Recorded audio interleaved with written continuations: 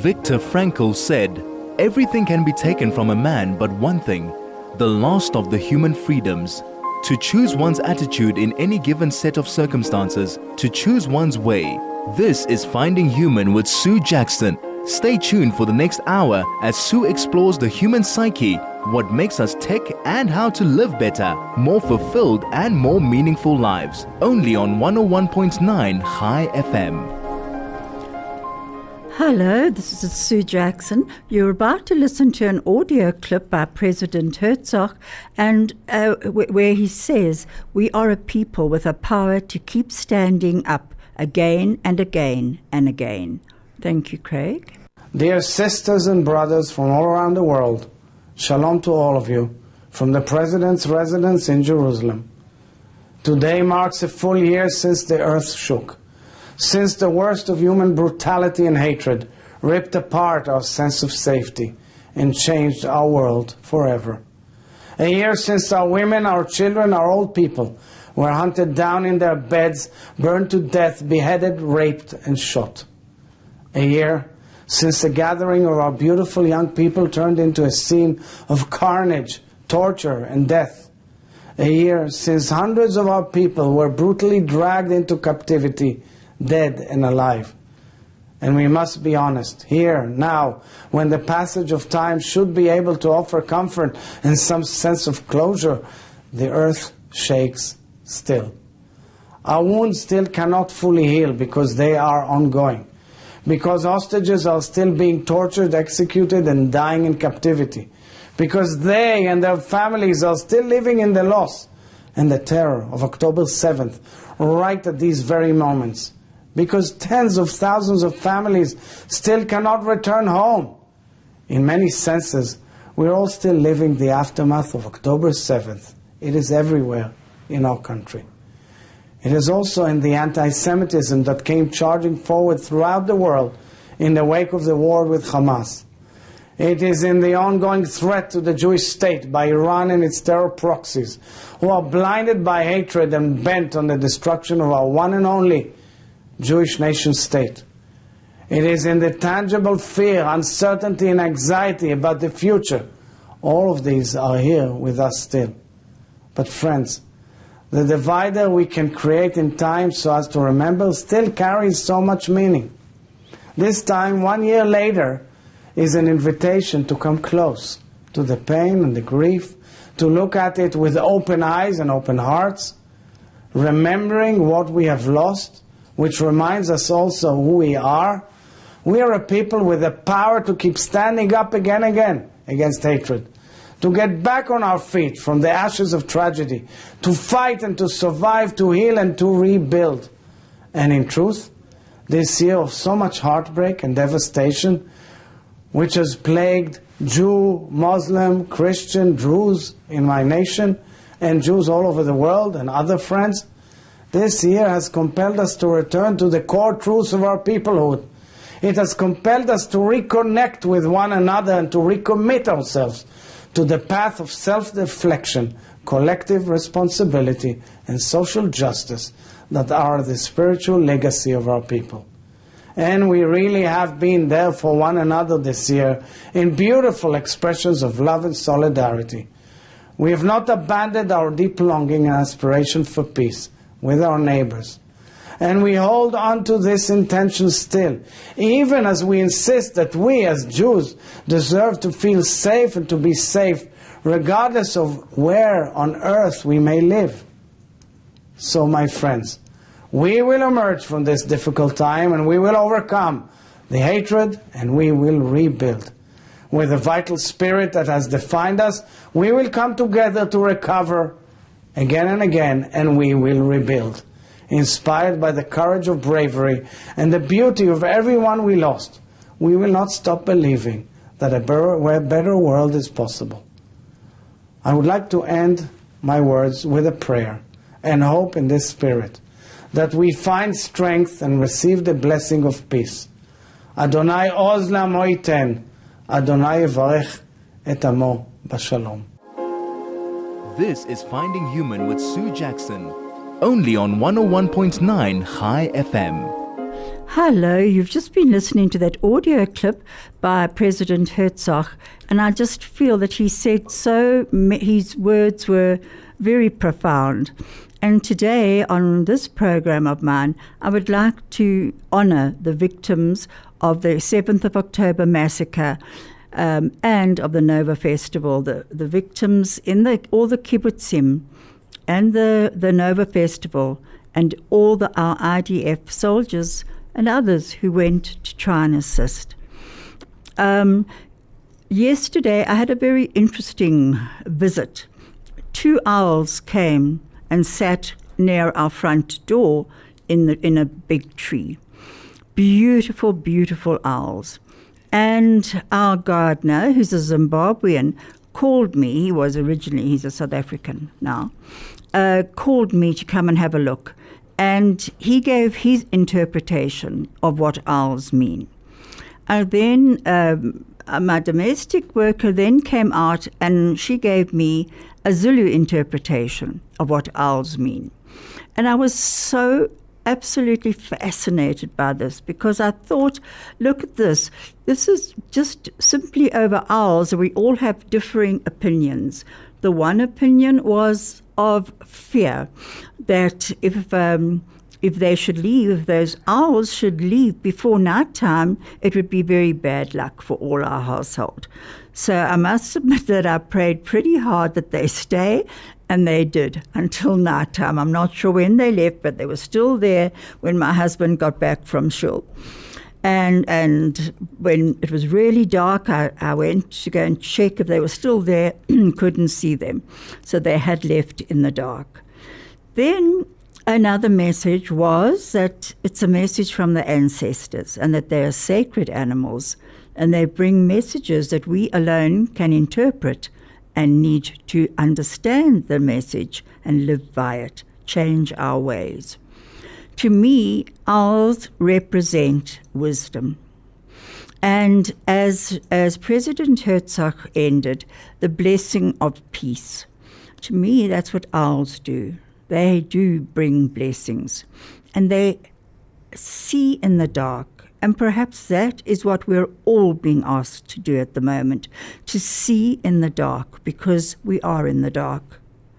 And like owls, who can see beyond what many of us can see in the dark, we have to start seeing beyond the darkness into the light, and we ourselves have to become the lights. Now, those owls I felt were a gift. And today I stand, well, not only today, but always, I stand as a very proud Jew. And this year has shown the incredible solidarity of the Jewish people against the most vile anti-Semitic attacks that have unfolded and shocked Jews and many non-Jews in cities around the globe.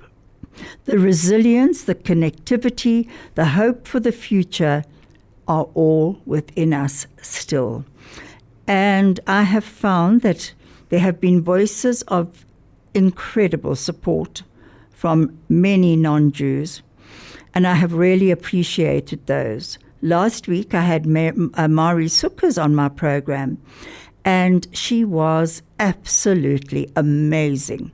And I would recommend that anyone who didn't hear her actually pick up the podcast from last week. She sent a special message, which I'm going to read out a little bit later, but I have got many, many messages saying how much her words meant to people, how they comforted us, and it's been really fantastic to hear. Now, this resilience has got me thinking, how often in our lives have we had to pull on this incredible resilience? And Douglas Murray, in one of his latest podcasts, Douglas Murray is a great friend of Israel and the Jewish people. And he's a journalist, a writer, and to me, he's just the most incredible man. He uses English as only Shakespeare used to. But he, in one of his podcasts on war, he said that he got quite emotional when he said that he would like to think that he could look his great-grandparents in the face and say that he had done his bit for peace. And I wondered about that, and I too thought about that. My mother's first husband was killed in the Second World War. My father, being a pilot in Bomber Command, lost many, many friends. My grandfather was beheaded by the Japanese in Burma. And when I look back on that, to me it was family history. But when Douglas said, look back and face them, I thought to myself, they were all fighting for freedom. They were fighting against the Nazi regime. And they didn't know what their futures were, but they knew that they had ideals that they had to fight for. And I suppose the same can be said for people who were fighting against us. However, I'm only talking about the ones who fought for the freedom of the West and the freedom of values of humankind. And I would like to think that I too could look at my family of origin, many who were in the Second World War, and say to them, I am trying my best to spread a word of peace, of blessings. And sometimes it is very, very hard, but we have to keep going.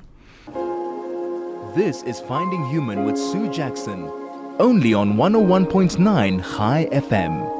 Hello, I'm back with you again, and we're about to listen to Rabbi Jonathan Sachs talking about, does Israel really want peace? This was done about 5 or 6 years ago, and it is still so relevant to us today. Thank you, Craig. Let us be very clear about the state of Israel. From the very beginning, from the beginning of the Zionist, serious stages of the Zionist movement,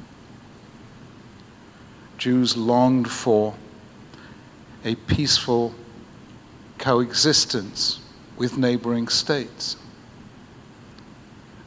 Prince Saud, who was the leading Arab politician at the time of the Balfour Declaration, whose 100th anniversary we observed last year, spoke about how they would welcome Jews back to their home and how they would benefit the entire region. That was almost the last positive statement about Israel made by any Arab leader whatsoever.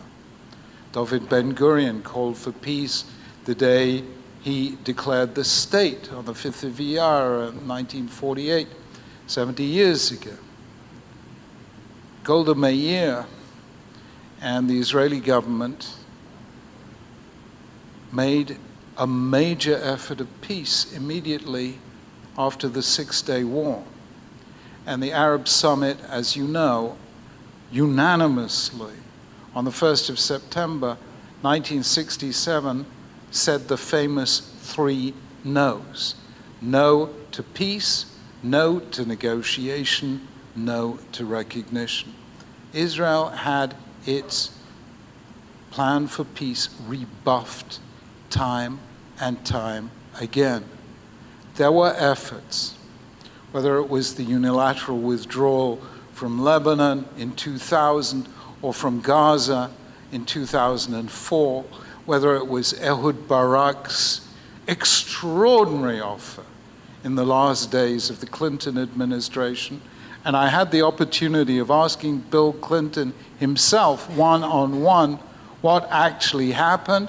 And he said to me, Ehud Barak offered Yasser Arafat more than I thought he would and more than I thought he should. And yet, there was no move to peace. And there's been no move to peace since. And Hamas and Hezbollah, both of them funded by Iran, are dedicated not to peace with the state of Israel, not to war with the state of Israel, but the destruction of the state of Israel. Just this week, the leader of Hamas, said, we are returning to the whole of Palestine. This is Finding Human with Sue Jackson, only on 101.9 High FM. Hello, you have just heard that short audio clip by Rabbi Jonathan Sachs, and that, as I said, was done about 6 years ago. So nothing has really changed. If we look at Iran and all its proxies, the Houthis, the Hezbollah in Lebanon, Hamas, they're still all there. And they're all still filled with hatred and wanting us to disappear. The entire, everybody in, whatever we are, whatever we might be in Israel, they are hoping, trying to get us to disappear.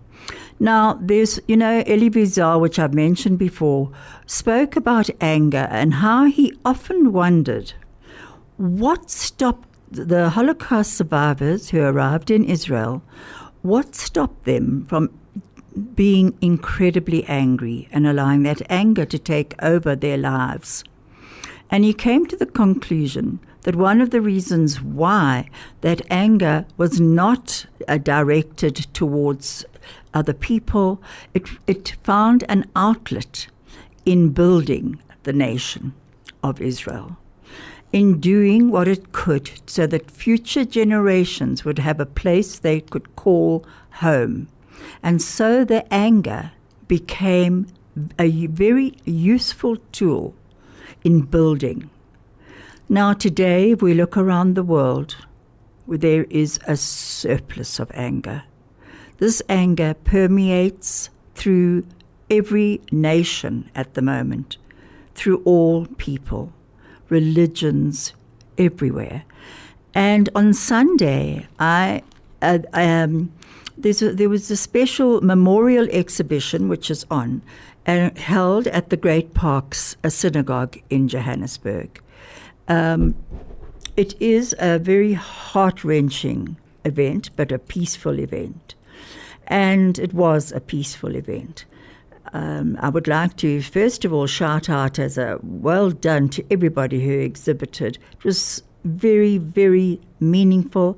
I myself did not go there, but I saw so many photographs of it. I received them from many listeners and from many friends and family members who had been there. And to Wendy and Roseanne from Kalenu, I saw your stand. What a moving stand. And that was on sexual violence that occurred on the 7th of October. Shocking. And to see what they had done on their stand is to bring the reality of the terrible, terrible sexual crimes that were committed, which were recorded, by the way, by Hamas themselves on their cameras. So they cannot be denied, as much as the nations of the world and the UN wish they could be denied. They can't be denied. Now, as I said, this was a peaceful event. People were walking around mostly quietly, feeling for what they were seeing, feeling great anguish for what they were seeing. Suddenly, an angry mob of pro-Palestinian protesters tried to disrupt the day. Shouting obscenities, threats, and foul language at people in the synagogue grounds, they were unbelievably rude, unbelievably awful. I was totally appalled when I saw this on social media. Not so much from the adults. We expect this atrocious behavior from these Palestinian protesters. No, what appalled me most and upset me was that shouting and swearing were their little children with them. They were being encouraged to also shout obscenities. Some were really young. And I ask myself, what lessons are you teaching your children? Where is your pride in teaching your children about tolerance, respect for the other and for themselves? There was nothing there. that showed any form of tolerance. All that showed was absolute hatred. And quite honestly, that hatred could be seen on all the angry faces. Those faces were twisted with anger, and the anger was because of the hatred. In my many years on this earth, I have never seen Jews and most other people with moral clarity behaving like this. The ugliness, as I said, was a stark reality to me of a group who have lost their way. And I found myself pitying them. However, what turned what was such an ugly, ugly scene into something quite miraculous was the wonderful way that those in the synagogue grounds reacted to the obscenities and the shouting and the ugliness. And this restored my hope for humanity. Why? Because arm in arm, people of different faiths stood watching the angry, bitter mob, and they sang in solidarity. They sang about peace. They sang about Israel Chai, Israel lives. I felt emotional but filled with such pride. You know, Viktor Frankl spoke of there being two races of men in the world, and he said only these two: the race of the decent man and the race of the indecent man. Both are found everywhere, in every nation, in every group, in every religion. What race do we want to belong to?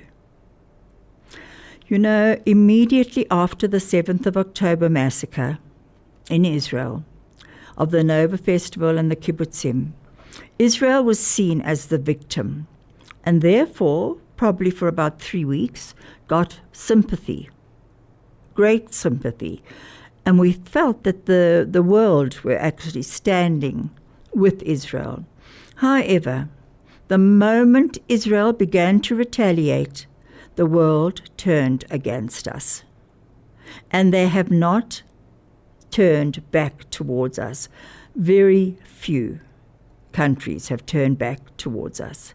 And it has become abundantly clear that if we as Jews in the diaspora and as Israelis want the world's sympathy, we must cower in fear. But no, this will never happen. We stand proud as a people, as a nation, and as a country, Israel.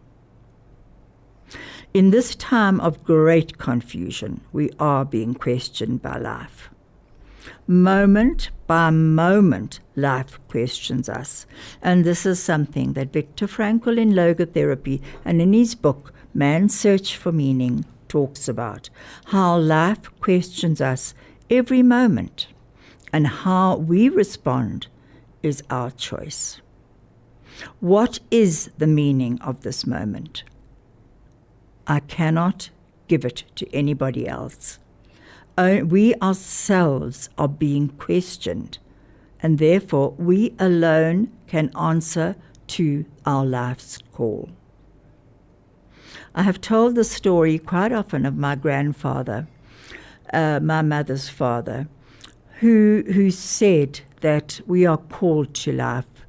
And when we asked him, what he meant by that, he said each of us would face a challenge in our lives, and when we asked if we could duck and dive and get away from them, he said no. If you get the call, you alone can answer. And looking back on those very wise words, I have asked my cousins what they have thought about it, and we have all realized that we have all been questioned by life, many in very hard ways. And hopefully we have heeded our grandfather's advice and answered our call to live, to become decent human beings, to actually recognize that we are the ones called. We can't answer for anybody else. We can't answer for those people who were marching and swearing and carrying on and trying to get into our grounds and trying to frighten our people. We can't answer for them, but we can answer for our reaction. Are we going to be filled with hate for our neighbors in Israel, or are we going to work towards a peaceful solution where all men can live in peace, whether it's possible or not? So many people have told me it's not possible, but I like to believe that it is possible. Last night at the UN, Rabbi Doron Perez delivered a speech. And if you would like to pick it up on YouTube, I'm sure you can. And it was about, he was representing the families of the hostages. And it was a live broadcast. Danny Danon, Israel's ambassador to the United Nations, also spoke about it. And he spoke about Israel's worst nightmare. And he also said that the UN has failed us again and again. They have refused to react to its failure, and its failure to call and out the countries, the atrocities, to condemn the atrocities of what was done at the massacre is absolutely terrible. They chose instead to vilify us, not to fight for our justice or to condemn the evil. Rabbi Doron Perez spoke so beautifully and so movingly. And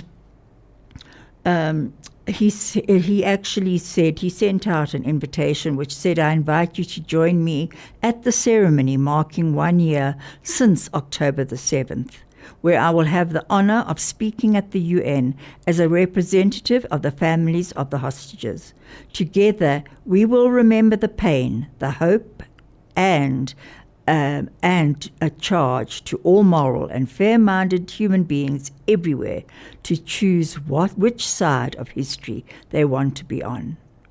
Now, this is a man who lost his son, and his son's body is still being held hostage in Gaza. And his other son was injured, but thank goodness survived. This is a man who stood up in the United Nations, spoke very forcefully, but with no hatred. No hatred at all. And you could see the pain on his face as he spoke. But he has chosen to be a light, to move forward in light and not in darkness, to move forward honoring his son who passed away.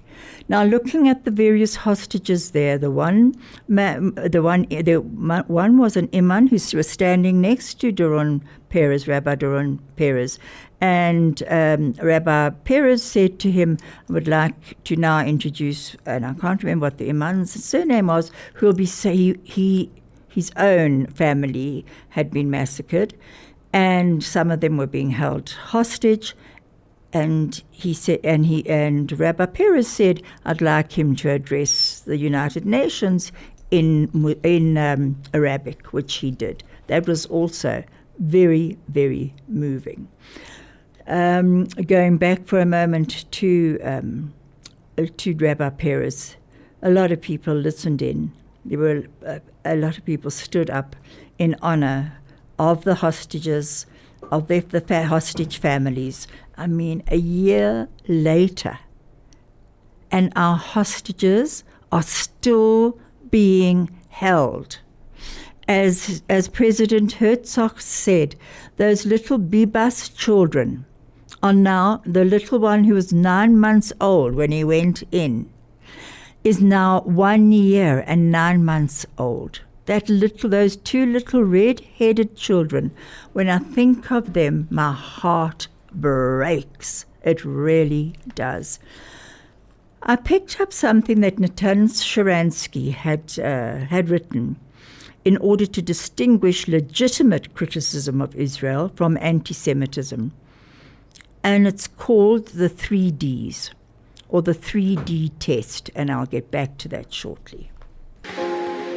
This is Finding Human with Sue Jackson, only on 101.9 High FM. You're now going to listen to another very short audio clip by Colonel Richard Kemp, which the heading is Goes Nuclear on the UN Treatment of Israel. What's up, guys? Watch Colonel Richard Kemp not hold anything back at the UN as they try to smear Israel. Colonel Richard Kemp has been an incredibly pro-Israel voice, defending Israel on multiple fronts. Whenever the international media attacks Israel, he's always quick to rebut them. Here's Colonel Richard Kemp. Unlawful behavior and disregard of human rights. The use of power by the Israeli army against the Palestinian demonstrators in Gaza. I give the floor to United Nations Watch. Mr. President, I was a British commander in Northern Ireland, Iraq and Afghanistan and have extensive experience dealing with rioting crowds whipped up by armed terrorists. I have observed the violent demonstrations on the Gaza border many times from the front lines. Unlike you, Mr. Chairman, and your commission who have never been there. These are outrageous efforts to break through the fence and slaughter Jewish civilians. Hamas also set out to induce the IDF to kill Gaza civilians, to instigate global condemnation of Israel. The IDF took every possible step to avoid Palestinian casualties, but using live ammunition as a last resort was the only way they could defend their own people. The Commission grotesquely perverts this reality. I accuse this Council of handing a deliberately biased mandate to the Commission intended to defame Israel. I accuse this Commission of misrepresenting Hamas's actions, twisting organised violence into peaceful protest. I accuse this Commission of acting as an instrument of Hamas terrorism by falsely accusing Israel of crimes against humanity, by validating terror tactics and by inciting killing and violence. I accuse this Commission of betraying the Palestinian people by failing to condemn their Hamas oppressors who, as we meet today, are firing on genuine peaceful protesters in Gaza. I accuse this Commission of wicked prejudice against the Jewish state and its army in a manner calculated to undermine its ability to defend itself. Greater violence is planned by Hamas in a few days. Violence this Council could restrain by condemning Hamas for its murderous actions and rejecting this outrageous report. I appeal to every member state to repudiate it. If you do not, you will have the blood of Palestinians and Israelis on your hands. All right, thank you for watching that video, and for more, subscribe to this channel, Jewish Uncensored. And to help us continue making these videos, go to buymeacoffee.com/Jewish Uncensored. This is Finding Human with Sue Jackson, only on 101.9 High FM. Hello, you were just listening to Colonel Kemp, and of course he's a British, and I just found that hearing him saying that means a lot, that it's not, so often as a Jew saying something, it's brushed aside. But when it comes from outside, someone who's very well thought of, then, you need to know that there's truth in it. Now, I also received a message about this amazing initiative that Christian communities had done in Glen Hazel, in Johannesburg, and in other areas, where they had put notes on people's gates with letters and bracelets. And the letters said Shalom, as we mark the anniversary. This is one of the letters. As we mark the anniversary of October the 7th, we would like you to know that you are in our thoughts and prayers. May you find comfort. And they go on to quote Isaiah, and it says, with love and support, your Christian friends. And I thought, how beautiful. What a meaningful gesture. And on that note, I would like to tell you something that Mari Sukkers, who many of you heard last week on my program, and so many people went up to me shopping or in Shul over Yontif, not that I was shopping over Yontif, but I mean before, and And they went up to my children, my grandchildren, saying how much they had really enjoyed Mari Sukkers. So this is what she sent us. Tonight, as we approach the commemoration of that dark day, the 7th of October, a day now marked for the ages as among the darkest in the history of your nation, I want to remind you, as our Jewish brethren, that those thousands may march in support of terror, millions are praying for the peace of Jerusalem and the Jewish nation. You are not alone. The sound of the opposition may seem louder than the voices of support, but the prayers being offered on your behalf as a nation outmatch that sound by 1,000,000 decibels. As a nation, you are to Christians the precious testament of the reality of God. Your history and lineage speak of the reality of our faith. In our darkest moments, we need our friends. You have the privilege of knowing that God called Abraham a friend of God. Be comforted this night.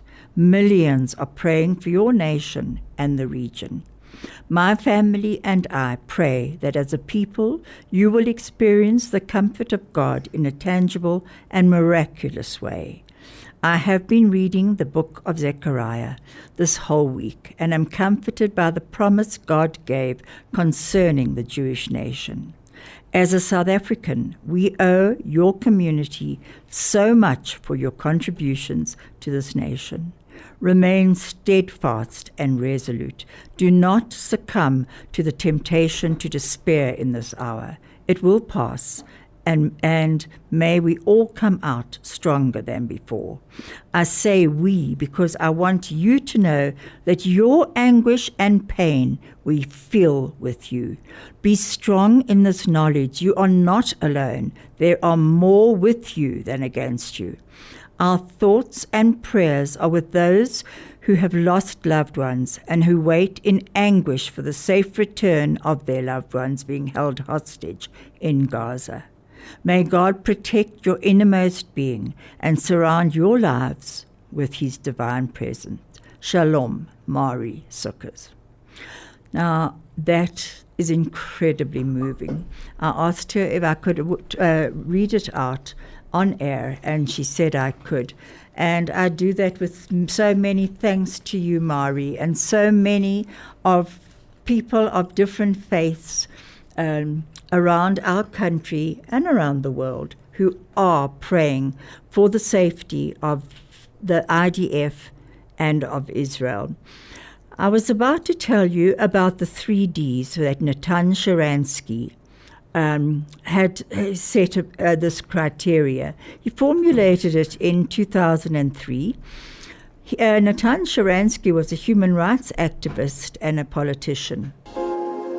This is Finding Human with Sue Jackson, only on 101.9 High FM.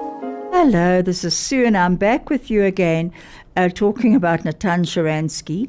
And he had formulated this in 2003, this in order to distinguish legitimate criticism of Israel from anti-Semitism. The 3 Ds stand for delegitimization, demonization, and double standards, each of which, according to the test, indicates anti-Semitism. The test is intended to draw the line between, on the one hand, legitimate criticism of Israel, its actions and policies, and on the other hand, anti-Semitism hidden behind a facade of anti-Zionism. And this is what we are seeing. We are seeing that this anti-Semitism is very definitely being hidden behind a facade of anti-Zionism. And when he did this, he said it's in order to hide, it's to prevent situations where anti-Semitism is allowed to hide behind the veneer of legitimate criticism of Israel. So in other cases, the 3D test is used to identify when anti-Zionist rhetoric crosses the line into anti-Semitism, even if the original motivation was not anti-Semitic. So those are the 3D test. Delegitimization, demonization, and double standards. And let's face it, we're being hit by all of them right now. Craig is going to be putting on another short audio clip by Thomas Sowell.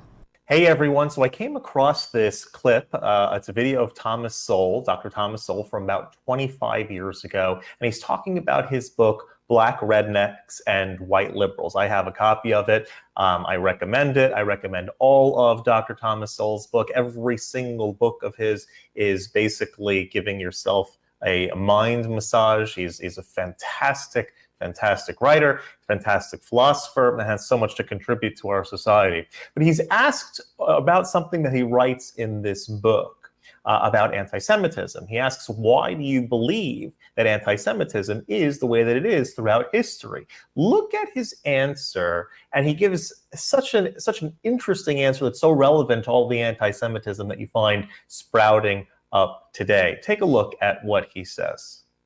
Well, this book is really about ethnic and cultural issues in general. So there's a chapter on the Jews, there's a chapter on the Germans, and then there's a chapter on history in general. So they're lumped together because they're all cultural ethnic issues. Fascinating story, because among the middleman minorities, of which the Jews are the most prominent, the hostility to these people in countries around the world is out of all proportion to any other kind of group I can think of. In terms of the violence, the number of Chinese killed, let's say, in 1 year, and by mob action, exceeds all the blacks lynched in the entire history of the United States. And the number of Armenians killed in Turkey, during the First World War, is greater than that. And of course, the number of Jews slaughtered on a number of occasions in history, even before the Holocaust, is greater than that. So that the question is, why this particular kind of people are the targets of so much venomous hatred? And I think the answer is that they not only succeed, they succeed in a way which is a threat to the egos of other people. But the guy who comes here, let's say from Vietnam or Korea, and arrives here with little more than the clothes on his back and a few words of broken English, and a decade later he has his own little business, and you see his son a few years after that getting ready to go off to Harvard or MIT. You got to ask yourself, you either got to, you've got to hate yourself for saying, my God, I've been stagnating, this guy was nothing and now he's risen up, or you're going to have to hate him. Years ago, one official of one of the Jewish organizations in New York asked me, what can Jews themselves do in order to minimize the hostility they face? I gave him a one-word answer: fail. Because as long as you succeed, you're going to be hated. I actually sometimes say that anti-Semites, in a certain degree, are the ones that compliment the Jews the most. Because what do they say? You're so successful, you've done so much in the world, you have so much influence all around, that the only way to justify it is there must be some sort of backhanded, behind the curtain, secret deal going on, some sort of international conspiracy that you guys are running the world. Because that's the only solution. There has to be some sort of conspiracy for the success that we see. And so in a certain degree, the people that give us the greatest compliment in our existence are the ones that oppose us the most. This is Finding Human with Sue Jackson, only on 101.9 High FM. I would like to just say, I know I did say that when these pro-Palestinian mobs were marching past our Great Park Synagogue grounds, I did say that what was beautiful was watching our people, young, old, a mixture of people singing and singing. And I think that's what we have to do. We have to find the singing within ourselves, that song of life that we can all sing, to life, l'chaim. And I think that's what we've got to hold on to. Be there for one another, always. See the other's pain. Don't fall into it. Stand beside the person, not in front and not at the back, but just stand beside each other, giving each other comfort in these times. It's very worrying times. A lot of us have family in Israel. And of course, it's very worrying, not only in Israel, but around the world, what's happening to diaspora Jews everywhere. There was a song that was recently put out by South Africa, and we're going to be playing that now, and it's very beautiful. It's called One Day, and South Africans sang the song of love, mixture. They were there. They said, there were those who sang in prayer and a few who stood in silent solidarity. All showed up praying for no more war, that our children should play. Thank you so much, Craig, and I'll see you again next week.